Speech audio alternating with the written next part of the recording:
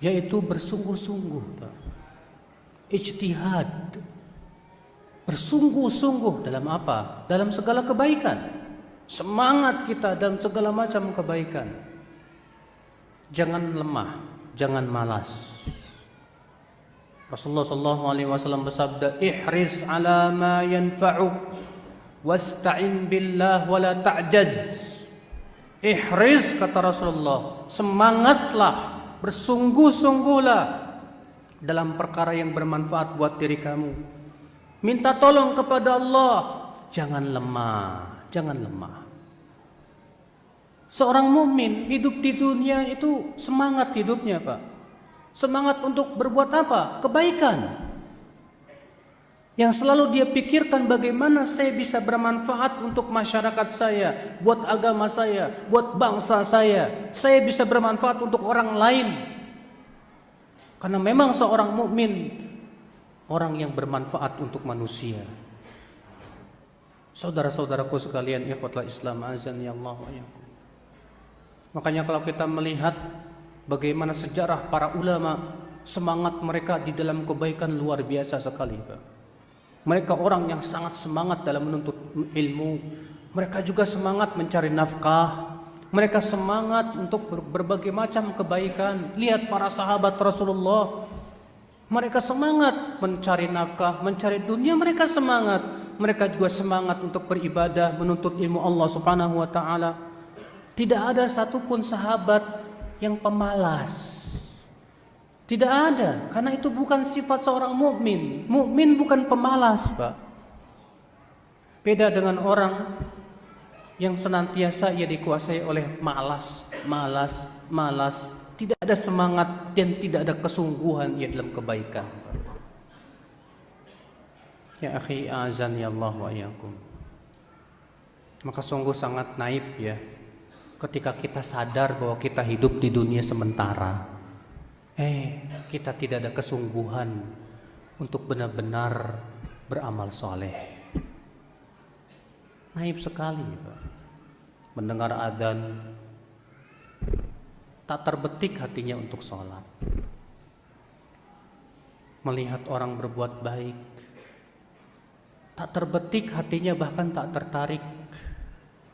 Sementara kalau ia ditanya, apakah Anda yakin bahwa Anda akan mati? Oh ya, saya pasti akan mati. Lantas kapan Anda bersiap-siap ya akhi?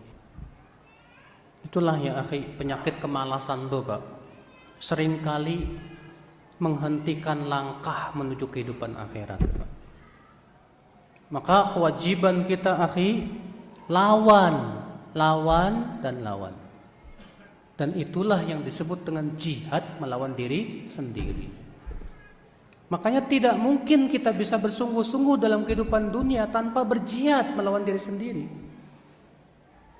Disebutkan dalam hadis yang dikeluarkan oleh Ibnu Najjar dari hadis Abu Dzar dan disahihkan oleh Syekh Albani dalam Sahih Jami' As-Shaghir.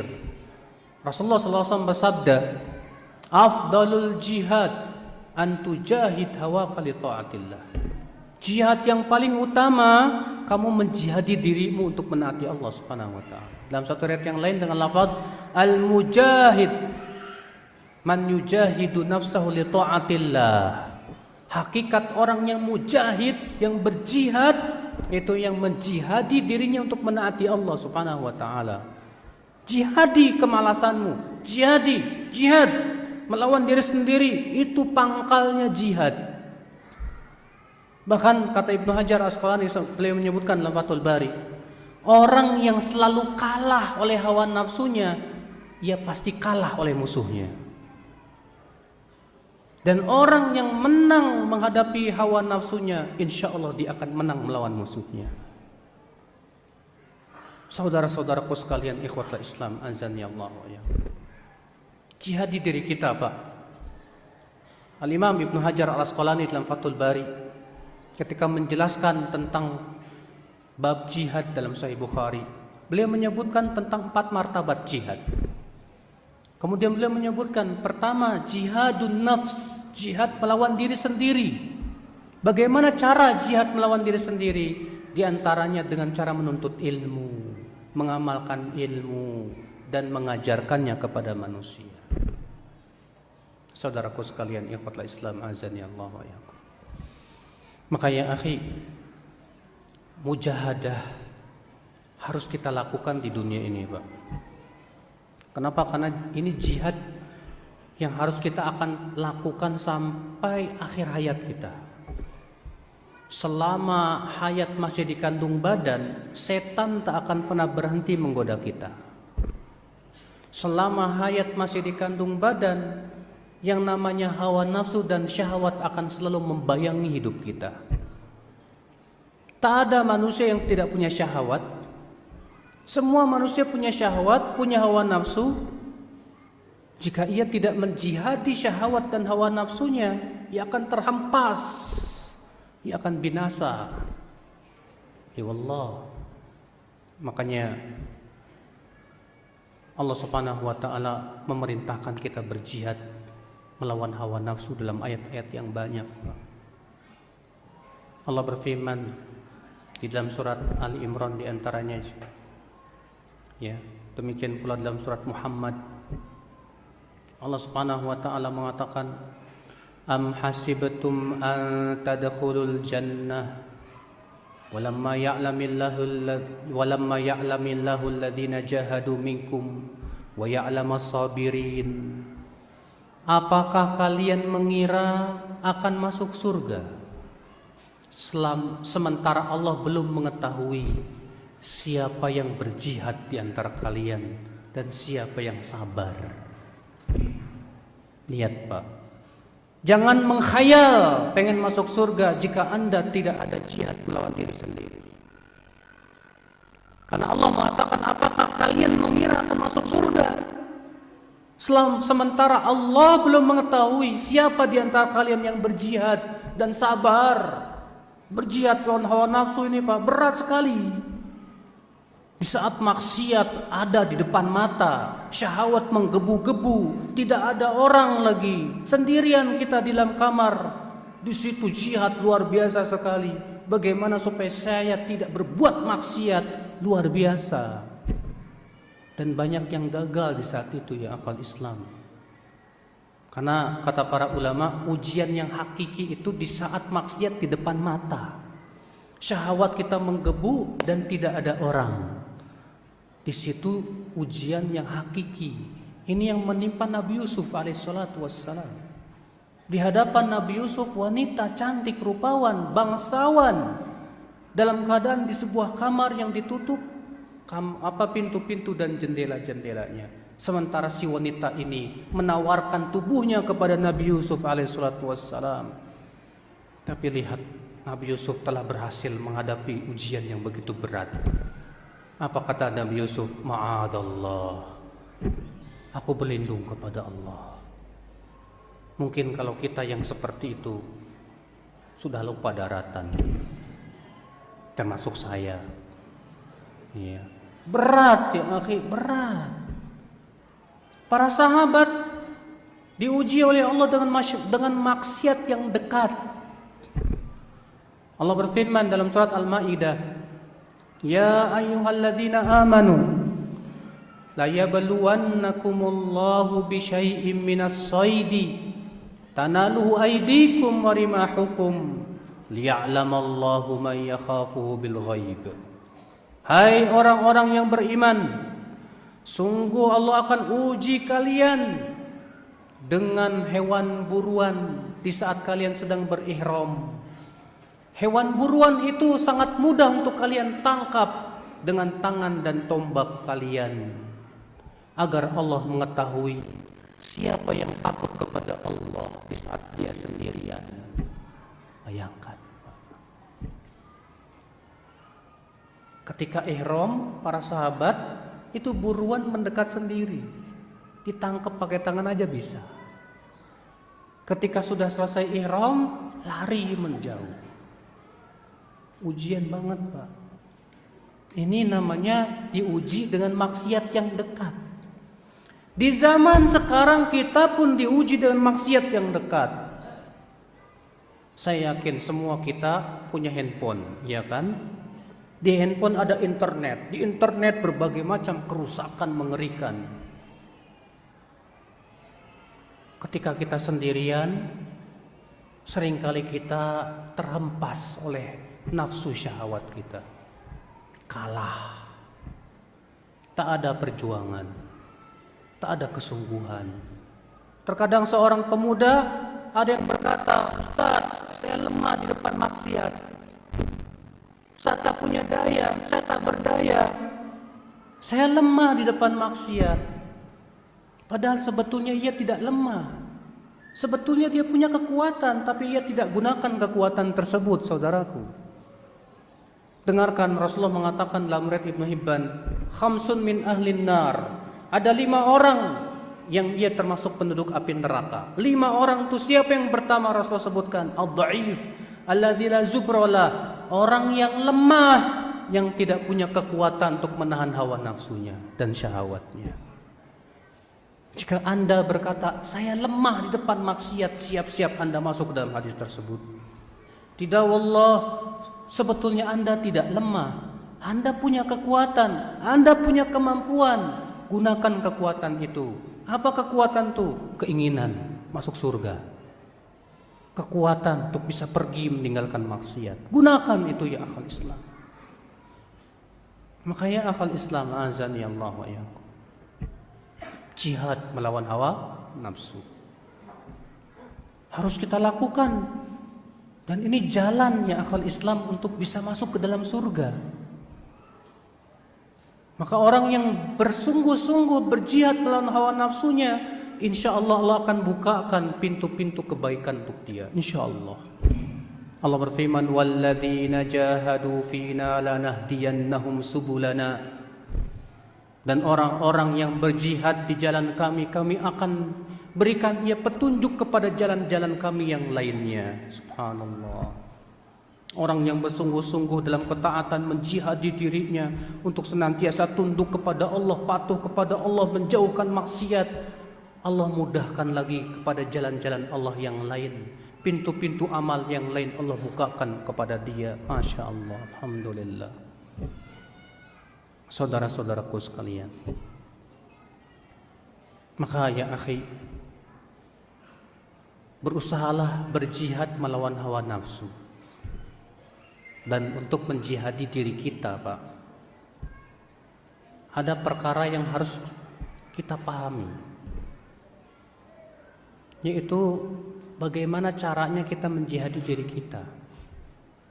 Yang pertama, kita harus tahu kelemahan kita. Kelemahan kita apa? Iya, Anda di depan saya ini laki-laki semua ini. Mudah-mudahan laki-laki yang normal.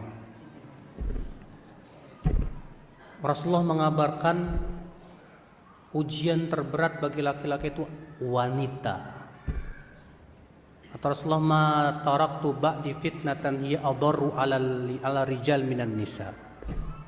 Tidaklah aku tinggalkan fitnah yang paling berbahaya untuk laki-laki dari wanita. Jangan Anda berkata, "Saya kuat Ustaz, tidak akan terfitnah oleh wanita." Bohong. Sekuat apapun Anda, lama-lama Anda akan lemah juga di depan wanita. Jangan merasa Anda pede, "Insya Allah saya tidak akan terkena fitnah wanita." La wallah, la wallah. Para salafus soleh saja ada yang umurnya 80 tahun masih takut khawatir fitnah wanita, Pak. Apalagi Anda yang masih lemah. Kecuali Anda yang tidak punya syahwat, mungkin impoten atau wallahu a'lam. Ya akhi, lalu kenapa kemudian banyak di antara kita lebih asyik dan sangat asyik chattingan dengan akhwat, akhwat? Oh, wah, saya niatnya bagus Ustaz, mau dakwah. Hati-hati, Pak. Itu salah satu pintu syaitan itu, Pak. Anda mau mendakwahi wanita, yang pertama, Anda yakin tidak akan terfitnah? Yakin? Oh yakin, saya tidak akan terfitnah, Haji. Sementara Rasulullah mengatakan, aku tidak meninggalkan untuk kalian fitnah yang lebih bahaya dari wanita. La wallahi ya akhal Islam, azan ya Allah wa yakum. Lari, hati-hati. Nah ya akhi, azan ya Allah wa yakum. Kenali pintu kelemahan kita. Kita semua laki-laki lemah pasti depan wanita. Maka pintu ini harus kita jaga ketat. Jangan bermudah-mudahan. Jangan. Kenali. Setan itu masuk dengan berbagai macam cara ya akhi. Setan tahu ini orang suka sepak bola ini. Dia masuk dari pintu sepak bola itu. Akhirnya ia terlalaikan dengan nonton sepak bola. Apalagi kalau lagi sedang ada kejuaraan dunia. Wah, Piala Champion ini mantap sekali ini. Inggris lawan Belanda. Wah. Sampai jam 2 malam pun bersedia untuk bangun, Pak. Ya, lambung mereka jauh dari tempat tidur. Bukan buat sholat, tapi buat nonton sepak bola. Kan disebutkan dalam ayat, Ustadz, lambung mereka jauh dari tempat tidur. Itu buat orang yang sholat, Mas. Bukan buat orang yang nonton sepak bola. Apa manfaatnya? Saudara-saudaraku sekalian, ikhwatal Islam, azan ya Allah. Nah, coba kita berusaha ya akhwat Islam. Karena berjihad melawan diri ini tidak akan sempurna kecuali dengan berjihad melawan setan. Ini masalahnya ada musuh kedua di antara kita ini, Pak. Setan. Maka dari itulah kata Ibnu Qayyim, tidak akan sempurna menjihadi diri sendiri kecuali dengan menjihadi setan. Bagaimana cara menjihadi setan? Kata Ibnu Hajar, bima'rifati khutuwati syaitan. Mengenal langkah-langkah apa? Setan. Karena masalahnya setan menyuruh kita kepada neraka sa'ir. Tidak ada kamusnya setan ngajak ke surga. Tidak ada. Setan selalu mengajak ke neraka. Maka dari itulah kita harus berhati-hati nih. Tahu nih bagaimana trik-trik setan menggoda saya ini. Ya, belajar Pak. Pintu-pintu setan tuh banyak sekali Pak. Terkadang ada orang yang akan Islam dibukakan alasan-alasan kebaikan untuk supaya terjerumus kepada keburukan. Ya. Kata Ibnu Qayyim, di antara jerat-jerat setan, seseorang disibukkan dengan amalan yang tidak utama, meninggalkan amalan yang lebih utama. Di antara jerat-jerat setan, seseorang disibukkan dengan yang mubah-mubah untuk meninggalkan perkara yang taat. Mubah, ya mubah. Saya Ustadz senang banget deh yang namanya main kerambol. Ya, main kerambol mubah, permainan dunia. Tapi habis waktunya Pak, Masya Allah. Habis waktunya cuma main kerambol. Padahal kalau dia zikir, alhamdulillah. Enggak Ustadz, saya main kerambolnya sambil zikir Ustadz, subhanallah, alhamdulillah. Tipu daya syaitan. Ikhwatul Islam, azan ya Allah. Nah ini ya akhi, ya pahami ini. Kalau kita tidak sadari itu dan kita tidak berusaha untuk menyadarinya dan memahaminya, kita termasuk orang-orang yang terpedaya oleh tipu daya setan ya akhwal Islam, azan ya Allah. Nah ya akhi, jadi ini yang kelima, mujahadah, berjihad melawan hawa nafsu, dan ditambah dengan jihad melawan setan. Ya, bersungguh-sungguh dalam hidup kita ini kepada setiap sesuatu yang sifatnya manfaat. Harus kita kuat, Pak. Kuat kita, gak boleh lemah.